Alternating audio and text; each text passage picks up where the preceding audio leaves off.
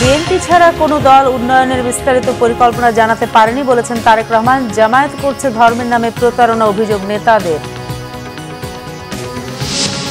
ধর্ম ব্যবসার অভিযোগ অস্বীকার ডাক্তার শফিকের, বললেন দেশকে ঝুঁকিতে ফেলতে চায় না জামায়াত, একটি দল সবার ওপরে হামলা করছে, অভিযোগ গোলাম পরোয়ারের। নির্বাচন স্থগিতের রিট খারিজ, প্রস্তুতিতে সন্তুষ্ট স্বরাষ্ট্র উপদেষ্টা, বহু বছর সুষ্ঠু ভোট হয়নি বলে আস্থা সংকট বলেছেন সাখাওয়াত। দেখছিলেন ক্রাউন সিমেন্ট সংবাদ শিরোনাম। দেশ বিরোধী ষড়যন্ত্রের বিরুদ্ধে সজাগ থাকার কথা বলেছেন বিএনপির ভারপ্রাপ্ত চেয়ারম্যান তারেক রহমান। তিনি জানান, ২৪ জুলাই আন্দোলনের মাস্টার মাইন্ড এদেশের গৃহবধূ, মুদি দোকানদার সহ সাধারণ মানুষ। সুতরাং দেশ গঠনে সবাইকে সম্পৃক্ত করার তাগিদ দেন তারেক রহমান। বিএনপির দেশ গড়ার পরিকল্পনা শীর্ষক কর্মসূচির দ্বিতীয় দিন প্রধান অতিথির বক্তব্যে বিএনপির ভারপ্রাপ্ত চেয়ারম্যান এসব কথা বলেন। এর মধ্যে বহু ষড়যন্ত্র চলছে, জিনিসটা যাতে সত্যটা প্রকাশ না পায়, বিভিন্ন জনের বিভিন্ন ষড়যন্ত্র চলছে। কিন্তু পেটের ক্ষুধা কিন্তু বাস্তব কথা বলে, খালি পকেট বাস্তব কথা বলে। আমরা যদি পত্রিকার পাতা খুলি, খবরের কাগজ দেখি, আমরা তাহলে দেখতে পাই বিভিন্ন শ্রেণী পেশার মানুষের বিভিন্ন সমস্যা। মিল ফ্যাক্টরি বন্ধ হয়ে যাচ্ছে, দেশি হোক বিদেশি হোক, বিনিয়োগকারীরা বলছে আমরা বিনিয়োগ করব না, করতে চাই না। হাসপাতালগুলোতে সে ঠিকভাবে চিকিৎসার সুবিধা নেই। স্কুল কলেজগুলোতে অনেক জায়গাতেই সঠিকভাবে শিক্ষা কার্যক্রম পরিচালিত হচ্ছে না। রাস্তায় বের হলে ছিনতাই বলো যাই বলে এগুলো তো আছেই, কিন্তু অ্যাক্সিডেন্টের হাত থেকে সুস্থ শরীরে ফিরে আসা যাবে কিনা সেটারও কিন্তু গ্যারান্টি নেই। বিএনপি স্থায়ী কমিটির সদস্য সালাউদ্দিন আহমেদের অভিযোগ, ধর্মের নামে ট্যাবলেট বিক্রি করে জনগণের সাথে প্রতারণার পরিকল্পনা করছে ধর্ম ব্যবসায়ী একটি দল। তারা জান্নাতের টিকিট বিক্রি করলেও ইহকালে মানুষ কিভাবে চলবে তার কোনো বক্তব্য নেই। বাংলাদেশ জাতীয়তাবাদী দল বিএনপির দেশ গড়ার পরিকল্পনার শীর্ষক কর্মসূচির দ্বিতীয় দিন সোমবার সকালে কৃষিবিদ ইনস্টিটিউটে নির্বাচনী প্রচারের নানা দিক নিয়ে কথা বলেন বিএনপির সিনিয়র যুগ্ম মহাসচিব রুহুল কবির রিজভী। ধর্ম নিয়ে রাজনীতির সমালোচনাও করেন তিনি। অভিযোগ করেন, ইউরোপের অন্ধকার যুগকে ফিরিয়ে আনতে চাচ্ছে জামায়াত। একই অনুষ্ঠানে বিএনপি স্থায়ী কমিটির সদস্য সালাউদ্দিন আহমেদ জানান, দেশের কল্যাণে কাজ করতে সঠিক পরিকল্পনার মাধ্যমে এগোতে চায় BNP. Health card, family card সহ সাধারণ মানুষের মৌলিক চাহিদা পূরণে বিএনপির মহাপরিকল্পনার কথা জানান তিনি। বলেন, ধর্ম ব্যবসায়ীদের মুখোশ উন্মোচিত হয়ে গেছে। জামায়াত ক্ষমতায় গেলে দেশের স্বার্থে জাতীয় সরকার গঠন করবে বলে আবারও জানিয়েছেন দলটির আমির ডাক্তার শফিকুর রহমান। তিনি বলেন, ফেব্রুয়ারিতে নির্বাচন না হলে দেশ ভয়াবহ ঝুঁকির মধ্যে পড়বে। দেশ ক্ষতির মুখে পড়ুক, এটা জামায়াত চায় না। ইউরোপীয় ইউনিয়নের রাষ্ট্রদূতের সঙ্গে সৌজন্য সাক্ষাৎ শেষে সাংবাদিকদের সঙ্গে আলাপকালে তিনি কথা বলেন। ডাক্তার শফিকুর রহমান বলেন, জামায়াত রাষ্ট্রীয় ক্ষমতায় গেলে দেশে প্রপোর্শনাল রিপ্রেজেন্টেশন পিআর ব্যবস্থা চালু, আইনের শাসন প্রতিষ্ঠা এবং অর্থনীতি সচল করার পদক্ষেপ নেওয়া হবে। তিনি বলেন, জামায়াত ধর্মকে ব্যবহার করে না, ধর্ম কাজের অংশ। বরং নির্বাচনের আগে যারা টুপি পরে, তসবিহ হাতে ছবি তুলতে ব্যস্ত থাকে, তারাই ধর্মকে ব্যবহার করে। জামায়াতের আমির দাবি করেন, দুর্নীতির বিরুদ্ধে কঠোর অবস্থান নেওয়া হবে। কেউ দুর্নীতি করবে না, করতেও দেয়া হবে না। সবার জন্য সমান বিচার নিশ্চিত করা হবে। তিনি আরও বলেন, জামায়াত দলের স্বার্থে নয়, জনগণের স্বার্থকে গুরুত্ব দিয়ে রাজনীতি করে। বিদ্যমান পরিস্থিতিতে লেভেল প্লেইং ফিল্ড নিশ্চিতের দাবি জানিয়েছে জামায়াত ইসলামী। প্রধান নির্বাচন কমিশনারের সাথে সাক্ষাৎ শেষে এই তথ্য জানান দলটির সেক্রেটারি জেনারেল মিয়া গোলাম পরোয়ার। সকালে আগারগাঁও নির্বাচন ভবনে সিইসি ও অন্য 4 নির্বাচন কমিশনারের সাথে বৈঠকে বসেন জামায়াতের 6 সদস্যের প্রতিনিধি দল। প্রায় 2 ঘন্টার আলোচনা শেষে গোলাম পরোয়ার সাংবাদিকদের জানান, একটা দল সবার উপরে হামলা করছে, নারীদের উপরও হামলা চালাচ্ছে। এসব বিষয়ে নির্বাচন কমিশন থেকে কার্যকরী ব্যবস্থা নেওয়ার বিষয়ে আলোচনা হয়েছে। সুষ্ঠু নির্বাচনের জন্য ভোট কেন্দ্রে সিসিটিভি ক্যামেরা স্থাপনের দাবি জানান তারা। আইন শৃঙ্খলা বাহিনীর ভূমিকা কি হবে এবং লুট হওয়া অস্ত্র উদ্ধারে কোনো ভূমিকা দেখা যাচ্ছে না উল্লেখ করে পরোয়ার বলেন, রমজানের আগে নির্বাচন করার জন্য জাতির কাছে কমিটেড সরকার ও নির্বাচন কমিশন। উন্নত চিকিৎসার জন্য বিএনপি চেয়ারপারসন বেগম খালেদা জিয়ার লন্ডন যাত্রা আরেক দফা পিছিয়ে যাচ্ছে। বেসামরিক বিমান চলাচল কর্তৃপক্ষের একটি সূত্র জানিয়েছে, এয়ার অ্যাম্বুলেন্সের জন্য মঙ্গলবারের শিডিউল প্রত্যাহারের আবেদন জানিয়েছে সংস্থাটি। এর আগে এয়ার অ্যাম্বুলেন্সটি মঙ্গলবারে ঢাকায় অবতরণের অনুমতি চেয়েছিল, যা বরাদ্দও করা হয়। তবে কী কারণে শিডিউল প্রত্যাহারের আবেদন করেছে তা জানা যায়নি। এদিকে মেডিকেল বোর্ড সংশ্লিষ্ট বিভিন্ন সূত্র বেগম জিয়ার শারীরিক অবস্থার কিছুটা উন্নতি হয়েছে জানালেও বিএনপির পক্ষ থেকে আনুষ্ঠানিকভাবে কিছু জানানো হয়নি। সবশেষ ব্রিফিংয়ে বেগম খালেদা জিয়ার ব্যক্তিগত চিকিৎসক ও বিএনপির স্থায়ী কমিটির সদস্য ডাক্তার AZM জাহিদ হোসেন জানান, বেগম জিয়ার সুস্থতাকে সর্বাধিক অগ্রাধিকার দিচ্ছে মেডিকেল বোর্ড। তবে এয়ার অ্যাম্বুলেন্সে ভ্রমণ করার মতো অবস্থা হলেই মেডিকেল বোর্ড পরবর্তী সিদ্ধান্ত নেবে। এদিকে সোমবার বিকাল 3:30টার দিকে এভারকেয়ার হাসপাতালে যান তারেক রহমানের স্ত্রী ডাক্তার জুবাইদা রহমান। বেগম খালেদা জিয়ার স্বাস্থ্য ও চিকিৎসার বিষয় নিয়ে চিকিৎসক দলের সাথে আলোচনা করবেন তিনি। দর্শক, এই মুহূর্তে এভারকেয়ার হাসপাতালের সামনে রয়েছেন সহকর্মী শুভ মাহফুজ। সরাসরি চলে যাচ্ছি সেখানে। শুভ, বিএনপি চেয়ারপারসনের শারীরিক অবস্থা সম্পর্কে চিকিৎসকরা কি আজ কিছু জানিয়েছেন? রওশন, বেগম খালেদা জিয়ার শারীরিক অবস্থার সর্বশেষ কোনো ব্রিফ আমাদেরকে করেনি। তবে মেডিকেল বোর্ডের যে সদস্যরা রয়েছে সেখানকার একটা বিশ্বস্ত সূত্রে আমরা জানতে পেরেছি আসলে গত 27শে নভেম্বর থেকে বেগম খালেদা জিয়াকে সিসিইউতে অর্থাৎ ক্রিটিক্যাল কেয়ার ইউনিটে চিকিৎসা দেওয়া হচ্ছে। একজন ক্রিটিক্যাল কেয়ার ইউনিটে চিকিৎসা তাদেরকেই দেওয়া হয় যাদের শরীরের মাল্টি ফাংশনাল প্রবলেম থাকে, অর্থাৎ যে বিভিন্ন অর্গানোগ্রামগুলো রয়েছে কয়েকটা অর্গানোগ্রামকে একসাথে সাপোর্ট দেওয়া লাগে। তো সেই সাপোর্ট দেওয়ার প্যারামিটারের তথ্য অনুযায়ী কিছুক্ষণ আগে যেটি জেনেছি সেটা হচ্ছে তার শারীরিক অবস্থা কিছুটা উন্নতির দিকে, অর্থাৎ প্যারামিটারের যে মাত্রাটা প্রত্যেকটা মাত্রায় ভালো রয়েছে এমন একটা তথ্য আমরা পেয়েছি। আপনি জানেন যে বেগম খালেদা জিয়া ফুসফুস, কিডনি, আর্থ্রাইটিস, ডায়াবেটিস, লিভার সহ বেশ মাল্টি ডিজিজে উনি আক্রান্ত। তো যার কারণে তাকে সিসিইউতে যে প্যারামিটার সাপোর্টগুলো দেওয়া হচ্ছে প্যারামিটার সেটি বলছে যে তার অবস্থাটা কিছুটা উন্নতির দিকে। বিকেল 3:30টার দিকে তার বড় পুত্রবধূ ডাক্তার জুবাইদা রহমান তিনি হাসপাতালে এসেছেন। এসে আপনি জানেন যে এখানে দেশি বিদেশি চিকিৎসক টিম রয়েছে, তাদের সাথে কিন্তু তিনিও মেডিকেল বোর্ডের একজন সদস্য, তাদের সাথে তিনি সমন্বয় করছেন তাকে কিভাবে আরও উন্নত চিকিৎসা দেওয়া যায়। আপনি জানেন যে বারবার তাকে বিদেশে নেওয়ার জন্য, লন্ডনে নেওয়ার জন্য সিদ্ধান্ত নেওয়া হচ্ছে, সেই সিদ্ধান্ত থেকে সরে আসছে। একটি কারণ সেটা হচ্ছে যে আসলে 12 থেকে 14 ঘন্টা যে ফ্লাই বিমানে থাকবে সেখানে সেটি কি বেগম খালেদা জিয়ার শরীর মানতে পারবে নিতে পারবে কিনা, সেই ধরনের সিদ্ধান্তটা নেয়ার ক্ষেত্রে আসলে ডাক্তাররা বিলম্ব করছে, যার কারণে তাকে কিন্তু এখন পর্যন্ত বিদেশে নেওয়ার মতো অবস্থা তৈরি হয় না, এটি আমরা জানতে পেরেছি। বলা চলে আগের থেকে কিছুটা উন্নতির দিকে রয়েছে। গতকালকে তার সিটি স্ক্যান হয়েছে, সিটি স্ক্যান রিপোর্ট ভালো হয়েছে। শুক্রবারে তার এন্ডোস্কোপি করা হয়েছে, এন্ডোস্কোপিতে তার পাকস্থলীতে রক্তক্ষরণ বন্ধ হয়েছে, সেই তথ্য এসেছে। তো সব মিলে আগের থেকে কিছুটা উন্নতির দিকে রয়েছে। এরপরও যদি নতুন কোনো ব্রিফ করে তাহলে অবশ্যই আপনাকে জানিয়ে দিব। রওশন, ধন্যবাদ। শুভ মাহফুজ। আসন্ন ত্রয়োদশ জাতীয় সংসদ নির্বাচনের সব কার্যক্রম স্থগিত চেয়ে দায়ের করা রিট উত্থাপিত হয়নি মর্মে খারিজ করে দিয়েছে হাইকোর্ট। সোমবার বিচারপতি শিকদার মাহমুদুর রাজির নেতৃত্বাধীন হাইকোর্ট বেঞ্চ এই আদেশ দেন। এর আগে গত 3 ডিসেম্বর আসন্ন ত্রয়োদশ জাতীয় সংসদ নির্বাচনের সব কার্যক্রম স্থগিত চেয়ে রিট দায়ের করা হয়। রিটে নির্বাহী বিভাগ থেকে নির্বাচন কমিশনের সচিব, রিটার্নিং কর্মকর্তা ও সহকারী রিটার্নিং কর্মকর্তা নিয়োগ অবৈধ ঘোষণা এবং ইলেকটোরাল সার্ভিস কমিশন গঠনের নির্দেশনা চাওয়া হয়েছিল। নিবন্ধিত রাজনৈতিক দল বাংলাদেশ কংগ্রেসের মহাসচিব অ্যাডভোকেট ইয়ারুল ইসলাম এ রিট দায়ের করেন।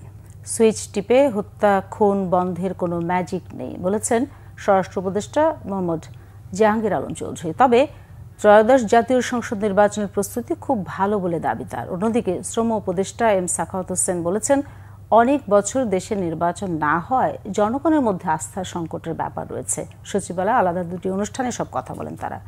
রিপোর্ট রিশান নাসরুল্লাহ। নির্বাচন সামনে রেখে দেশে বাড়ছে রাজনৈতিক দ্বন্দ্ব ও টানাপোড়েন। অবৈধ ও লুট হওয়া অস্ত্র উদ্ধার না হওয়ায় বাড়ছে খুন খারাপিও, যা নেতিবাচক প্রভাব ফেলতে পারে নির্বাচনে। সোমবার সচিবালয়ে এক বৈঠক শেষে শ্রম কর্মসংস্থান উপদেষ্টা বলেন, দেশের নির্বাচনের প্রস্তুতি নেওয়ার বিষয়টি নির্বাচন কমিশনের। প্রস্তুতি নেওয়ার সময় এখনো রয়ে গেছে। দেশে একটা নির্বাচন হওয়া উচিত, নির্বাচিত সরকার আসা উচিত, একটা যেটাকে বলে ইউনিভার্সাল যেটা ডেমোক্রেটিক প্রসেস, সেই প্রসেসটা এস্টাবলিশ হওয়া উচিত। আমরা তো গত 17-18 বছর কোনো ডেমোক্রেটিক প্রসেস দেখি নেই। এখন যদি আমরা সেটা করতে পারি তাহলে তো আমাদের বড় ক্রেডিট। আমাদের দেশে এতদিন তো নির্বাচন হয় নাই, যেটা হয়েছে ওগুলোকে নির্বাচন আমার ডেফিনেশন না। তো সেই জন্য মানুষ তো এখন একটু দ্বিধাদ্বন্দ্বে আছে, অথবা তাদের অন্য কোনো ক্যালকুলেশন আছে, দ্যাট আই ডোন্ট নো। এদিকে আইন শৃঙ্খলা বিষয়ক উপদেষ্টা কমিটির সভা শেষে স্বরাষ্ট্র উপদেষ্টা বলেন, সুষ্ঠু নিরপেক্ষ উৎসবমুখর একটি নির্বাচন করতে প্রয়োজনীয় সবই করা হচ্ছে, দেয়া হচ্ছে প্রশিক্ষণও। আমাদের নির্বাচনের প্রস্তুতি মাশাআল্লাহ খুবই ভালো। সব বাহিনীগুলি কিন্তু তাদের প্রশিক্ষণ চালিয়ে যাচ্ছে সুস্থ নির্বাচনের জন্য। শুধু সুস্থ না, তারপরে ক্রেডিবল একটা নির্বাচন, উৎসবমুখর একটা নির্বাচন, এটার জন্য যত ধরনের প্রস্তুতি দরকার সব কিছুই নিচ্ছে। বাট সব কিছুর প্রস্তুতির জন্যই কিন্তু একটা প্রশিক্ষণ দরকার পড়ে। প্রশিক্ষণটা হলো সব কিছু মেইন। নির্বাচনের আগে না, নির্বাচন আগে এই ধরনের ঘটনা তো ঘটছে, আমি তো অস্বীকার করি না। আর নির্বাচনের আগে যে এইগুলি সব বন্ধ হয়ে যাবে তাও আমি বলতে পারি না। মানে যদি আমার কাছে কোনো ম্যাজিক থাকতো বা ওই সুইচ লাইট অন অফের মতো থাকতো তো আমি করে দিতাম যে লাইট অফ, এখন আর কোনো কিলিং কোনো কিছু হবে না। আমার কাছে এরকম কোনো ম্যাজিক নেই। এবার ভোটদানের 1 ঘন্টা সময় বাড়ানোর কথা উল্লেখ করে কেন্দ্রগুলোতে নিরবচ্ছিন্ন বিদ্যুৎ সরবরাহ নিশ্চিতের পদক্ষেপ নেওয়া হচ্ছে বলেও জানান স্বরাষ্ট্র উপদেষ্টা। এছাড়া দ্রুত সময়ের মধ্যেই গণভবন জাদুঘর খুলে দেওয়ার কথাও জানান তিনি। রিশান নাসরুল্লাহ, বাংলাভিশন, ঢাকা। আজ ঝালকাঠি, পটুয়াখালী, ব্রাহ্মণবাড়িয়া ও খাগড়াছড়ি মুক্ত দিবস। ৭১-এর এই দিনে পাকিস্তানি হানাদার বাহিনীর কবল থেকে মুক্ত হয় জেলাগুলো। ৭১-এর এই দিনে ঝালকাঠি সদর ও নলছিটি উপজেলা পাক হানাদার বাহিনীর কবল থেকে মুক্ত হয়। মুক্তিযোদ্ধাদের তীব্র প্রতিরোধে ৭ ডিসেম্বর রাতেই পালায় পাক বাহিনী।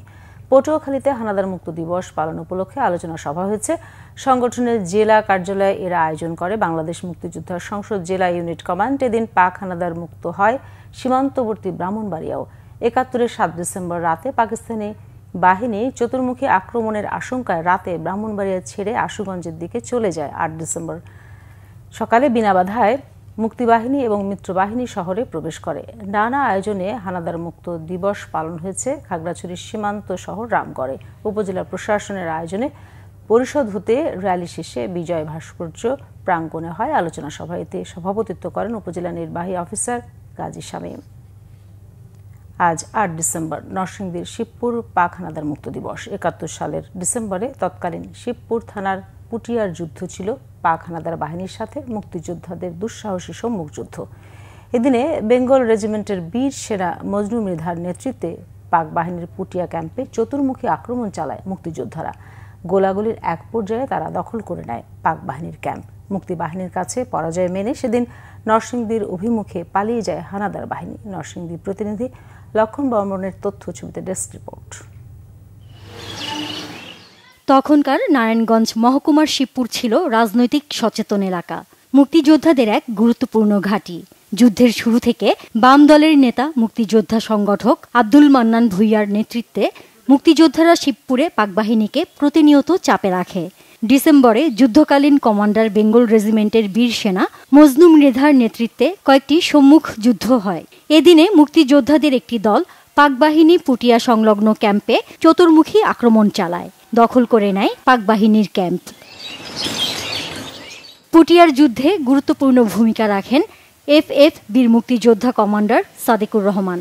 রণাঙ্গনে শহীদ হন কমান্ডার সাদেকুর রহমান সরকার ও সহযোদ্ধা মিয়ার উদ্দিন। পাকবাহিনীর নিহত হয় ক্যাপ্টেন সেলিম সহ ৩০-৩২ জন। ওই পরাজয়ের মুখে পাকবাহিনী নরসিংদীর দিকে পালায়। হানাদার মুক্ত হয় শিবপুর। পাক আর্মিরা তো কোনটা মজদুমিদার বাড়ি, কোনটা তাহিয়ার বাড়ি, তাজুল ইসলাম খান জিনুকের বাড়ি, মুজাম্মালের বাড়ি চিনতো না। তোমরা এইগুলো দেখাই দিছো। যেহেতু আমরা আগে বাম দল করতাম, সেটা এই জন্য সমস্ত শিবপুর থানায় বাম দলের নেতৃত্বে ছিল। আমাদের সবচেয়ে শক্তিশালী যে ছিলেন উনি ছিলেন মজদুমিদ্দার। প্রথমে আমরা আনুষ্ঠানিকভাবে পাইলট হাই স্কুলে মুক্তিযুদ্ধের প্রশিক্ষণ নেওয়ার শুরু করি। ৭১-এর ২৫শে মার্চ শিবপুর পাইলট স্কুল মাঠে তখনকার বাম প্রগতিশীল নেতা আব্দুল মান্নান ভূঁইয়ার নেতৃত্বে মুক্তিযুদ্ধের প্রথম পতাকা উত্তোলন করা হয়। এর সাথে যুক্ত ছিলেন পাকিস্তানি সেনা সদস্য শিবপুরের সন্তান যুদ্ধকালীন কমান্ডার মজনু মৃধা। ব্যাংকার ছিল আমার সাথে ফজলুর রহমান ছিল কানা অর্ডার। হ্যাঁ করছে কি মনে করছে গোলাগুলি যখন শেষ হয়ে গেছে তখন সে একটু সাইলেন্ট দেখছে যে কোনো আওয়াজ টাওয়াজ নাই, তখন হ্যাঁ দাঁড়াই গেছে এই দাঁড়াই গেছে পরে তারে গুলি করছে, ফজলু এখনই মারা গেছে। শিবপুরের মুক্তিযুদ্ধ হইল বাম রাজনীতির মুক্তিযুদ্ধ, যারা সর্বপ্রথম বাংলাদেশের স্বাধীনতার স্বপ্নদ্রষ্টা মৌলানা বাদশাহীর উত্তরসূরি। এখানে আব্দুল মান্নান ভূঁইয়া সাহেব আমাদের সকলের সংগঠক ছিলেন, মুক্তিযোদ্ধা ছিলেন এবং সব দিক থেকে তার প্রেরণায় আমরা কিন্তু মুক্তিযুদ্ধে অংশগ্রহণ করি। 1971 সালের 25শে মার্চ বিএনপির সাবেক মহাসচিব, সাবেক মন্ত্রী জনাব আব্দুল মান্নান ভূঁইয়ার নেতৃত্বে শিবপুর পাইলট হাই স্কুলে ঠিক পড়ন্ত বেলায় জাতীয় পতাকা উত্তোলন করা হয়। শিবপুরের মজনু মৃধার নেতৃত্বে 11 ডিসেম্বর নরসিংদীর টেলিফোন এক্সচেঞ্জটি উড়িয়েও দেন মুক্তিযোদ্ধারা। পরদিন 12 ডিসেম্বর সকালে সংগঠিত হয় নরসিংদীতে শেষ যুদ্ধ। Bangla vision news desk. নরসিংদীর রায়পুরার চরাঞ্চল নীলক্ষায় 2 গ্রুপের সংঘর্ষে গুলিবিদ্ধ হয়ে মামুন মিয়া নামে এক প্রবাসী নিহত হয়েছেন। এই ঘটনায় গুলিবিদ্ধ হয়েছে উভয় পক্ষের অন্তত 10 জন। উপজেলার নীলক্ষার দড়িগাঁও এলাকায় সকাল 11:30টার দিকে সংঘর্ষ হয়। পুলিশ জানায় নিহত মামুন মিয়া একই এলাকার আব্দুল আওয়ালের ছেলে। 15 দিন আগে তিনি ছুটিতে কুয়েত থেকে দেশে এসেছেন। পরিবারের সদস্যরা জানান দীর্ঘদিন ধরে নীলক্ষা ইউনিয়নে আধিপত্য বিস্তারকে কেন্দ্র করে প্রয়াত শহীদ মেম্বার গ্রুপ ও ফেলু মিয়া গ্রুপের মধ্যে দ্বন্দ্ব চলছিল। আজ সকালে স্থানীয় বাজারে ফেলু মিয়া মেয়ের জামাতা মামুন মিয়ার সাথে প্রতিপক্ষের লোকজনের বাগবিতণ্ডা হয়। এক পর্যায়ে তারা সংঘর্ষে জড়ায়, উভয় পক্ষে গোলাগুলিও হয়। এ সময় গুলিবিদ্ধ হয়ে মামুন সহ কয়েকজন আহত হয়। তাদের 3 জনকে উদ্ধার করে নরসিংদীর সদর হাসপাতালে নেওয়া হয়। সেখানে মামুনকে মৃত ঘোষণা করেন ডাক্তার। গুলিবিদ্ধ আরও 2 জনকে ঢাকা মেডিকেলে পাঠানো হয়েছে। ঘটনাস্থলে অতিরিক্ত পুলিশ মোতায়েন করা হয়েছে। শুধু অর্থের অভাবে এখন জীবন মৃত্যু সন্ধিক্ষণে সোনারগাঁয়ে চয়হিসা গ্রামের 6 মাসের শিশু আব্দুল্লাহ। অসুস্থ সন্তানকে বাঁচাতে মানুষের সাহায্য ছাড়া অসহায় পরিবারটির আর কোনো গত্যন্তর নেই। শিশু আব্দুল্লাহ আরহাম জন্ম থেকেই বিরল লিভার রোগে আক্রান্ত। তার চিকিৎসায় দরকার অন্তত 40 লাখ টাকা, যা হতদরিদ্র মা বাবার সামর্থ্যের বাইরে। শিশুটিকে বাঁচাতে আকুল আবেদন জানিয়েছে অসহায় পরিবারটি। মোহাম্মদ আল আমিনের তথ্য ছবিতে ডেস্ক রিপোর্ট। সোনারগাঁয়ের 6 হিসা গ্রামে বসবাসকারী দুস্থ আরিফ হোসেনের শিশু সন্তান আব্দুল্লাহ আরহাম। জন্ম থেকেই বিরল লিভারের রোগে আক্রান্ত শিশুটি, কিন্তু অর্থের অভাবে থমকে আছে চিকিৎসা। আরহামের লিভারের অবস্থার অবনতি হয়ে দ্রুত সিরোসিসের দিকে যাচ্ছে। এই মুহূর্তে শিশুটিকে বাঁচাতে প্রয়োজন জরুরি লিভার ট্রান্সপ্লান্ট, যার খরচ পড়বে 40 লাখ টাকা। বাবা আরিফ হোসেনের পক্ষে এই বিপুল অঙ্কের অর্থ জোগাড় করা একেবারেই অসম্ভব। দ্রুত অস্ত্রোপচারের পরামর্শ দিয়েছেন বিশেষজ্ঞ চিকিৎসকরা। সন্তানকে বাঁচাতে অসহায় মা বাবা আকুল আবেদন জানিয়েছেন সবার কাছে। 1 মাস পর পর পেট থেকে পানি বের করতে হয়, রাত্রে নিয়ে বসে থাকি, অনেক কষ্ট পাচ্ছে আমার ছেলে। মা হয়ে আর আমি একা সহ্য করতে পারছি না, সেই জন্য দেশবাসীর কাছে সহযোগিতার মা হয়ে আমি হাত বাড়াইছি। লিভার থেকে পিত্তরস বের হওয়ার যে পিত্ত নালীটা, সেই নালীটা জন্মগত ত্রুটির কারণে হয় নাই বা বন্ধ হয়ে গেছে। এখন চিকিৎসকগণ বলতেছেন যে ওর লিভার ট্রান্সপ্লান্ট করা ছাড়া আর বিকল্প কোনো পদ্ধতিই নাই। ডাক্তারগণ বলছে যে আপনি যদি সামর্থ্য থাকে তাইলে ইন্ডিয়া নিয়ে যান, ইন্ডিয়া এটার খুব ভালো চিকিৎসা হয়, যদি লিভার ট্রান্সপ্লান্ট করতে পারেন আপনার ছেলেটা বেঁচে যাবে। সোনারগাঁয়ের 6 হিসার ভাড়া বাড়িতে থাকলেও আরিফের গ্রামের বাড়ি ভোলার চরফ্যাশন থানার উত্তর মাদ্রাজ জিন্নাগড় গ্রাম। শিশুর জীবন প্রদীপ নিভে যাওয়ার শঙ্কায় পরিবারটির সামনে এখন শুধুই অন্ধকার। সরকার ও সমাজের বিত্তবানরা দ্রুত সহায়তার হাত বাড়ালে বেঁচে যাবে একটি প্রাণ। Bangla vision news desk. এবারে দেশের বিভিন্ন জায়গার আরো কিছু খবর নিয়ে রয়েছে একটি desk report. BNP chairperson Begum Khaleda জিয়ার রোগ মুক্তি কামনায় গাইবান্ধায় সাবেক ছাত্রনেতা শফিকুল ইসলাম টিপু মণ্ডলের উদ্যোগে দোয়া মাহফিল হয়েছে। শাহঘাটা গার্লস স্কুল অ্যান্ড কলেজ মাঠে এই দোয়া মাহফিল হয়। বাংলাদেশ সেনাবাহিনীর খাগড়াছড়ির গুইমারা রিজিয়নের আওতাধীন লক্ষ্মীছড়ি জোনের উদ্যোগে দুর্গম বর্মাছড়িতে ক্ষুদ্র নৃগোষ্ঠী সম্প্রদায়ের মাঝে বিনামূল্যে একটি মেডিকেল ক্যাম্প পরিচালনা ও তনুরামপাড়া নিম্ন মাধ্যমিক বিদ্যালয় এবং মুক্তাছড়ি প্রাথমিক বিদ্যালয়ের শিক্ষার্থীদের মাঝে বিভিন্ন শিক্ষা ও ক্রীড়া সামগ্রী বিতরণ করা হয়েছে। লক্ষ্মীছড়ি জোন অধিনায়ক লেফটেন্যান্ট কর্নেল মোহাম্মদ তাজুল ইসলাম এ সময় উপস্থিত ছিলেন।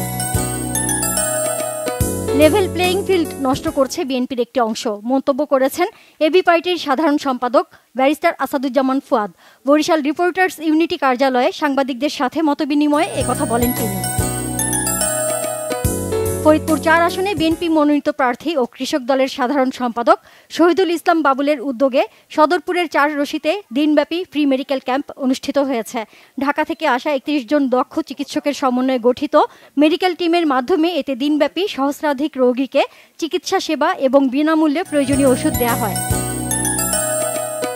শিশু ও যুবদের সুরক্ষায় খেলাধুলা বান্ধব পরিবেশ গঠনে মতবিনিময় সভা হয়েছে সাতক্ষীরায়। বেসরকারি সংগঠন ব্রেকিং দ্য সাইলেন্সের আয়োজনে জেলা প্রশাসক সম্মেলন কক্ষে সভায় প্রধান অতিথির বক্তব্য রাখেন খুলনা বিভাগের অতিরিক্ত বিভাগীয় কমিশনার মোহাম্মদ হুসাইন শওকত।